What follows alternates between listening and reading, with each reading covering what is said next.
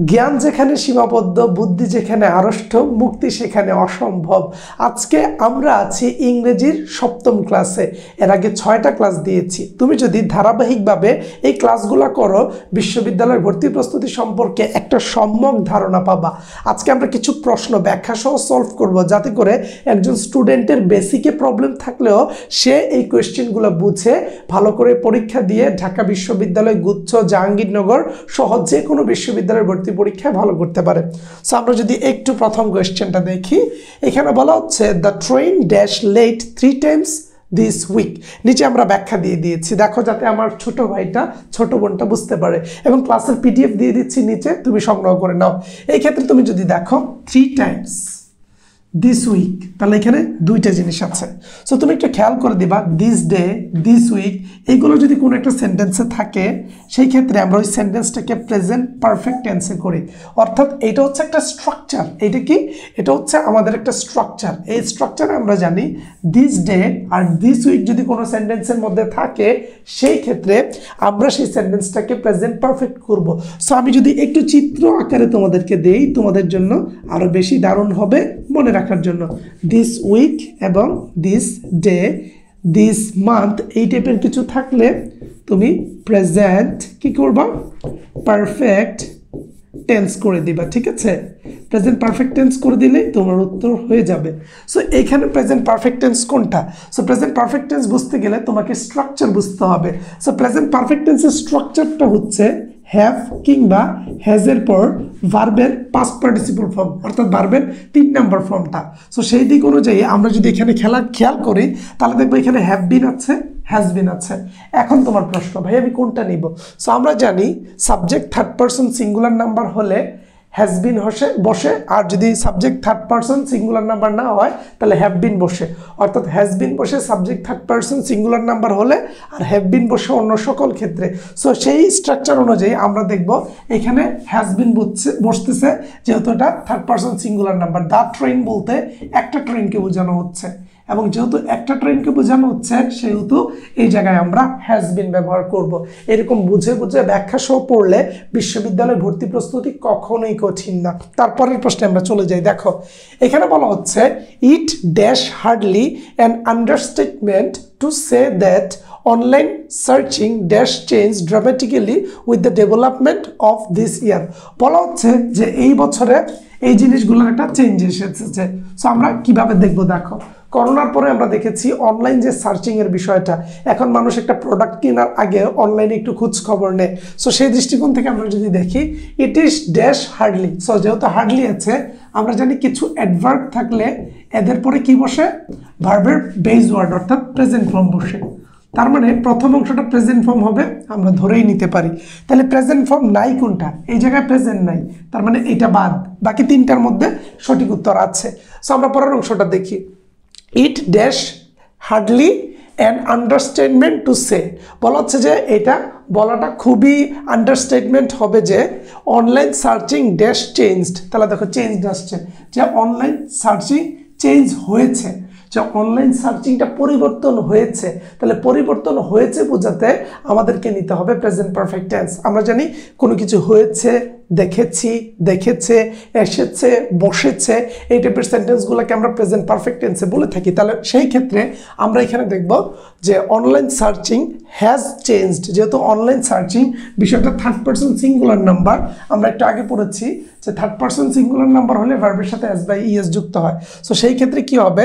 যে it is hardly an understatement to say that online searching has changed dramatically with the development of the world. So এই জিনিসটা তুমি খুব ভালোভাবে বুঝে ফেলতে পারো আই থিঙ্ক। সো তুমি এখানে ব্যাখ্যাটা একটু দেখলে আমার মনে হয় না এই বিষয়টা নিয়ে প্রবলেম হবে। আমরা ব্যাখ্যাটা দিয়ে দিয়েছি। সো তুমি স্লাইডটা কালেক্ট করে পড়তে পারো পরবর্তীতে যখন এই ক্লাসটা শেষ হয়ে যাবে। তারপরে দেখো by the time they arrive. So এটা ঢাকা বিশ্ববিদ্যালয়ের এই ইউনিটে এসেছে। সো আমরা এই প্রশ্নগুলোকেই নিচ্ছি যেগুলো বিশ্ববিদ্যালয়ে এসেছিল। সো এখানে কি হবে? তো তুমি স্ট্রাকচার দেখো, বাই এরপরে যদি টাইম থাকে, মানে এটা একটা স্ট্রাকচার আছে, বাই এর পরে যদি এইখানে কোনো টাইম থাকে, কি থাকে? কোনো টাইম মেনশন করা থাকে, তাহলে আমরা নিব ফিউচার পারফেক্ট টেন্স। কি নিব? Future perfect tense. এই স্ট্রাকচারগুলো জানলেই খেলা শেষ। তাহলে ফিউচার পারফেক্ট টেন্স নিলে এখানে দেখো যে বাই, তারপরে বাই দ্য টাইম দেওয়া আছে। সো বাই দ্য টাইম দেওয়া আছে বা বাই এর পরে টাইম দেওয়া আছে।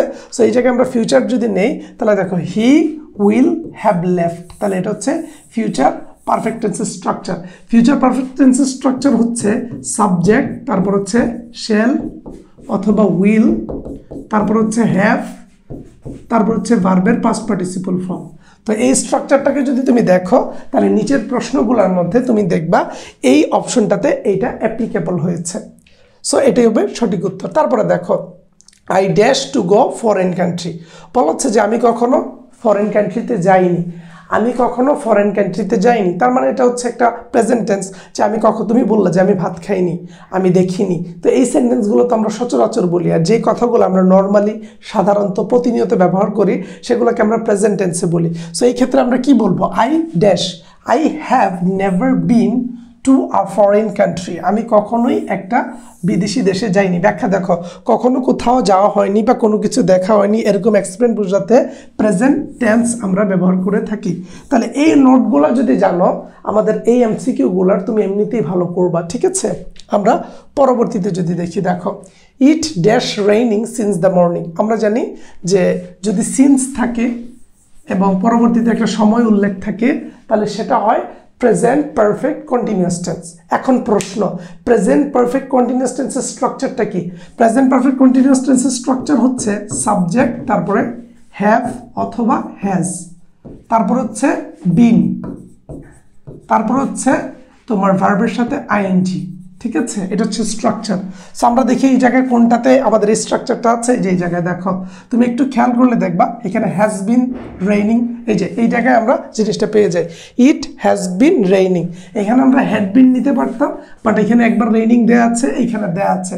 সো আমরা তো কখনো দুইবার রেইনিং নিব না, ওয়ার হবে না, ওয়াজ হবে না। সো এখানে হবে it has been raining since the morning. So এই ক্ষেত্রে এইটা নেব আমরা সঠিক উত্তর। এবং নিচে তুমি দেখতে পারো, এই জায়গায় তুমি একটু খেয়াল করলে দেখবা এখানে দেয়া আছে, তোমার কি দেয়া আছে দেখো, এখানে দেয়া আছে যে সকাল হতে বৃষ্টি হচ্ছে, এরকম ভাব প্রকাশে প্রেজেন্ট পারফেক্ট কন্টিনিউয়াস টেন্স হয়। আমরা যদি এখন পরের অংশতে যাই, আমাদের কোর্সটা চলে আসছে। আমরা বলি যে ঢাকা বিশ্ববিদ্যালয়ের ভর্তি প্রস্তুতির জন্য আমরা জানুয়ারির 1 তারিখ থেকে একটা কোর্স লঞ্চ করতে যাচ্ছি, যেখানে অলরেডি প্রায় 800 স্টুডেন্ট ভর্তি হয়ে গেছে। আমি সত্যি কথা বলছি, আমাদের এই কোর্সে বাংলার 20টি ক্লাস, ইংরেজির 20টি ক্লাস, সাধারণ জ্ঞানের 20টি ক্লাস হবে। কোর্স ফি নিচ্ছি 3000 টাকা। কোর্সের মধ্যে তোমার 20টা মডেল টেস্ট থাকবে। কোর্সের ক্লাসটা আমরা 1 জানুয়ারিতে শুরু করতেছি। আমরা অলরেডি ওরিয়েন্টেশন ক্লাস দিয়েছি। এই নাম্বার দুইটাতে যোগাযোগ করতে পারো তুমি কোর্সে ভর্তি হওয়ার জন্য। ক্লাসগুলোর শেষে তোমার 20টা মডেল টেস্ট নেওয়া হবে ঢাকা বিশ্ববিদ্যালয়ের ভর্তি প্রশ্নের মতো করে, এবং তুমি এই নাম্বার দুইটাতে যোগাযোগ করতে পারো কোর্সে ভর্তি হতে চাইলে। এবং কমার্সের জন্য যে কোর্স আছে সেখানে বাংলার 20টা, ইংরেজির 20টা, হিসাব বিজ্ঞানের 20টা, মার্কেটিং ম্যানেজমেন্ট ফিনান্সের 15টা করে ক্লাস। কারো ফাইন্যান্সিয়াল কোনো প্রবলেম থাকলে আমাকে কল দিও, আমি চেষ্টা করব কিছুটা কম রাখার। তারপরে আমরা কম নিচ্ছি না, অনেককে না করে দিয়েছি। দেখো, আর কোর্স ফি হচ্ছে 3000 টাকা। কোর্সের ক্লাস শুরু হচ্ছে 1 জানুয়ারি থেকে। সো এখনও যারা ভর্তি হওনি, ভর্তি হবা ভাবছো, তোমরা তাড়াতাড়ি কল দিতে পারো। এবং দেখো, এই কোর্সে ভর্তির জন্য এই নাম্বারগুলোতে যোগাযোগ করতে পারো। আর অফলাইনে কোনো কোচিংয়ে ভর্তি হয়ে থাকলে সেই কোচিংয়ের ক্লাসগুলো করবা, আর আমাদের ক্লাসগুলোর সাথে মিলিয়ে দেখবা। যদি তোমার ভালো লাগে অবশ্যই তুমি আমাদেরকে নিয়ে চিন্তা করবা। ক্লাসগুলোর শেষে ফেসবুক সিক্রেট গ্রুপে এই ভিডিওগুলো রেকর্ডেড থাকবে। তার মানে কোনো একটা ক্লাস মিস করলে কিংবা তুমি যদি কোনো একটা ক্লাস রিভাইজ দিতে চাও সহজে পেয়ে যাবা। ক্লাসগুলোর ক্ষেত্রে আমরা অবশ্যই তোমাদেরকে পিডিএফ দিব লেকচার শিট আকারে। ক্লাসগুলো হবে রাত 8:30-এ, এবং প্রতিটা ক্লাস শেষে তোমাদের পরীক্ষা নেওয়া হবে। পরীক্ষার পরে সলভ ক্লাস থাকবে। এমসিকিউ প্র্যাকটিসের জন্য আমরা দিব তোমাদেরকে প্র্যাকটিস শিট, যেটা তোমাকে আরও দক্ষ করে তুলবে বিশ্ববিদ্যালয় ভর্তি প্রস্তুতির এই যাত্রাতে। সো যেহেতু 800 স্টুডেন্ট ভর্তি হয়ে আছে, তুমি কেন পিছে? সো শুরু করো, ইনশাল্লাহ ভালো করবা। আমরা পরের প্রশ্নগুলো দেখি। দেখো, এখানে বলা হচ্ছে the skill of safe driving. তুমি যদি সেফ ড্রাইভিংয়ের স্কিলটা শিখতে পারো, dash necessary to avoid collision, এটা গুরুত্বপূর্ণ কলিউশন দূর করার জন্য, which dash many thousands of people annually, যেটা থাউজেন্ডস অফ পিপলকে আঘাত করে প্রতি বছর।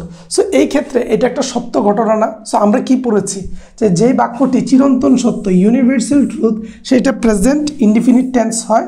এবং এখানে বলা হচ্ছে skill of safe driving is necessary to avoid collision which hurts many. তাহলে দেখো, এখানে বলা হচ্ছে আমরা the skill of safe driving, এইখানে আমাদের প্রেজেন্ট টেন্স দিতে হবে, তাই আমরা ইজ বসাবো। কি বসাবো? ইজ বসাবো। আর যেহেতু পুরোটা সেন্টেন্সই প্রেজেন্ট টেন্সে, সো সেই ক্ষেত্রে আমরা পরেরটাও প্রেজেন্ট দিতে হবে, তার মানে ইজ হার্ড হবে, ইজ হার্ড। এবং এইখানে এক্সপ্লেনেশনটা চমৎকারভাবে দেওয়া আছে, skill of necessary driving is necessary to avoid collision which heart, এই যে প্রেজেন্ট টেন্সে দেয়। জাস্ট বুঝে বুঝে পড়লে কন্টেন্টগুলো কখনোই কঠিন না। তারপর দেখো এখানে দেওয়া আছে, এখানে একটা স্ট্রাকচার আছে, সেটা আমি বলে দিই। হ্যাড হোপ দ্যাট, এটা মাথায় রাখবা। তুমি যদি কোনো সেন্টেন্সে এই জিনিসটা পাও যে হ্যাড হোপড দ্যাট, তাহলে এর পরের যে অংশটা থাকবে হ্যাড হোপড দ্যাটের পরের অংশের মধ্যে তুমি কি করবা? তুমি উড প্লাস ভার্বের প্রেজেন্ট ফর্ম দিবা। কি দিবা? উড প্লাস ভার্বের প্রেজেন্ট ফর্ম। তার মানে এখানে স্ট্রাকচারটা হচ্ছে হ্যাড হোপডের পরে উড প্লাস ভার্বের প্রেজেন্ট ফর্ম, হ্যাড হোপডের পরে উড প্লাস ভার্বের প্রেজেন্ট ফর্ম, হ্যাড হোপডের পরে উড প্লাস ভার্বের প্রেজেন্ট ফর্ম, হ্যাড হোপডের পরে উড প্লাস ভার্বের প্রেজেন্ট ফর্ম। এবং এটা যদি হয়ে থাকে তাহলে এই ক্ষেত্রে আমরা সঠিক উত্তর দেখছি উড প্রুভ। তাহলে দেখো, although research scientist had hope that, যেহেতু হ্যাড হোপড আছে তাহলে আমরা উড প্লাস ভার্বের প্রেজেন্ট ফর্ম দিলে আমাদের সঠিক উত্তর হয়ে যাবে। ঠিক আছে, তারপরে দেখো, by the middle of the 21st century, বলা হচ্ছে 21st সেঞ্চুরির মিডল দিকে। তাহলে তুমি একটু খেয়াল করে দেখবা, বাই এরপরে যদি কোনো একটা টাইম থাকে, আমি একটু আগে বলেছি যে বাই এর পরে যদি টাইম দেয়া থাকে তাহলে সেটা হয়ে যায় আমাদের কি? Future perfect tense. কি হয়ে যায়? ফিউচার পারফেক্ট টেন্স হয়ে যায় বাইয়ের পরে যদি টাইম দেওয়া থাকে। তাহলে বাইয়ের পরে টাইম দিলে যদি ফিউচার পারফেক্ট টেন্স থাকে, এখানে ফিউচার পারফেক্ট টেন্সের স্ট্রাকচারটা কি আমাদের জানতে হবে। আমি একটু আগে বলেছি ফিউচার পারফেক্ট টেন্সের স্ট্রাকচার হচ্ছে শ্যাল উইলের পরে তোমার হ্যাভ বসবে এবং তারপরে ভার্বের পাস্ট পার্টিসিপল ফর্ম। তাহলে এই স্ট্রাকচার অনুযায়ী দেখবা এখানে উইল আছে, হ্যাভ আছে, ভার্বের পাস্ট পার্টিসিপল ফর্ম আছে, তার মানে এইটা হচ্ছে উত্তর। এরকমভাবে বুঝে বুঝে ব্যাখ্যা সহ পড়লে আমার মনে হয় না কোনো স্টুডেন্ট বিশ্ববিদ্যালয়ের ভর্তি প্রস্তুতি থেকে ছিটকে যাবে। আমরা পরবর্তী কন্টেন্টটা যদি দেখি, বলা হচ্ছে choose the correct sentence. Correct সেন্টেন্সটা দেখো। সো আমরা জানি যদি সিন্স থাকে এবং তারপরে একটা নির্দিষ্ট টাইম দেয়া থাকে, কি এরপরে যদি একটা ডেলিভারেট বা নির্দিষ্ট টাইম দেয়া থাকে তাহলে আমরা সেটাকে প্রেজেন্ট পারফেক্ট কন্টিনিউয়াস টেন্স করি, পারফেক্ট কন্টিনিউয়াস টেন্স করি।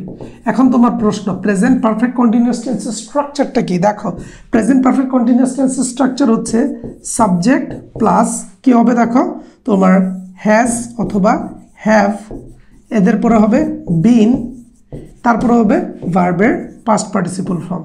তাহলে এই স্ট্রাকচারটা আমরা একটু খেয়াল করে দেখি তো এই জায়গায় কোথায় আছে।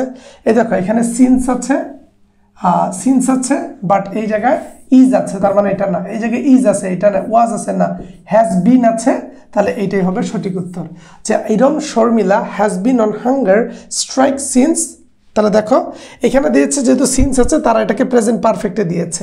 সো সিন্সের পরে তুমি চাইলে এটা প্রেজেন্ট পারফেক্টেও করতে পারো, আবার যদি প্রেজেন্ট পারফেক্ট কন্টিনিউয়াস থাকে তুমি প্রেজেন্ট পারফেক্ট কন্টিনিউয়াসও করতে পারো। আমি প্রেজেন্ট পারফেক্ট কন্টিনিউয়াস টেন্সের কথা বলেছিলাম। যদি সেন্টেন্সে প্রেজেন্ট পারফেক্ট কন্টিনিউয়াস টেন্স না থাকে, বুঝো, যদি সেন্টেন্সের মধ্যে প্রেজেন্ট পারফেক্ট কন্টিনিউয়াস টেন্স থাকে তাহলে ওটাই বসবে। যদি প্রেজেন্ট পারফেক্ট কন্টিনিউয়াস টেন্স না থাকে তাহলে প্রেজেন্ট পারফেক্ট টেন্স শব্দটা বসবে। যেমন present perfect tense. Present perfect টেন্সের স্ট্রাকচারটা কি সেটা আরও ইজি, সেটা হচ্ছে হ্যাভ কিংবা হ্যাজের পরে তোমার হচ্ছে ভার্বের পাস্ট পার্টিসিপলটা বসবে। যেহেতু এখানে তারা বিন দিয়েছে অর্থাৎ ভার্বের পাস্ট পার্টিসিপল বসবে, যেটা বিন এই জায়গার মধ্যে, এটা হচ্ছে ভার্বের পাস্ট পার্টিসিপল ফর্ম, এটা হচ্ছে হ্যাজ, মানে হ্যাভ হ্যাজের পরে ভার্বের পাস্ট পার্টিসিপল বসবে। আমরা যদি এখন পরেরটাতে যাই, বলা হচ্ছে I will call you dash. তাহলে খেয়াল করবা আই উইল কল ইউ, এটা কি হবে তুমি একটু খেয়াল করো। I will call you when I will get them, দুইটা ফিউচার টেন্স একই সেন্টেন্সে হয় না। I will call you when I get home, এটা হইতে পারে। I will call you while I get home, while হবে না, কারণ হোয়াইলের আলাদা দুইটা স্ট্রাকচার আছে। হোয়াইল থাকলে প্রথম অংশটা যদি পাস্ট টেন্স হয় পরের অংশটা হবে ফিউচার পারফেক্ট, সরি প্রথম অংশটা পাস্ট টেন্স হলে পরেরটা হবে পাস্ট পারফেক্ট, মানে প্রথম অংশটা পাস্ট ইনডিফিনিট হলে হোয়াইলের পরের অংশটা পাস্ট পারফেক্ট হয়। এখন এই ক্ষেত্রে আমরা অ্যাজ তো দেখবো না, অ্যাজ আই গো হোম এটা হয় না, সেই ক্ষেত্রে এইটা হবে সঠিক উত্তর when I get home.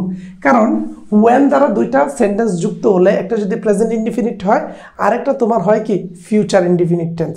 So এই ক্ষেত্রে দেখো আমরা এই জায়গায় ফিউচার ইনডিফিনিট পেয়েছি, কি পেয়েছি? ফিউচার ইনডিফিনিট টেন্স পেয়েছি।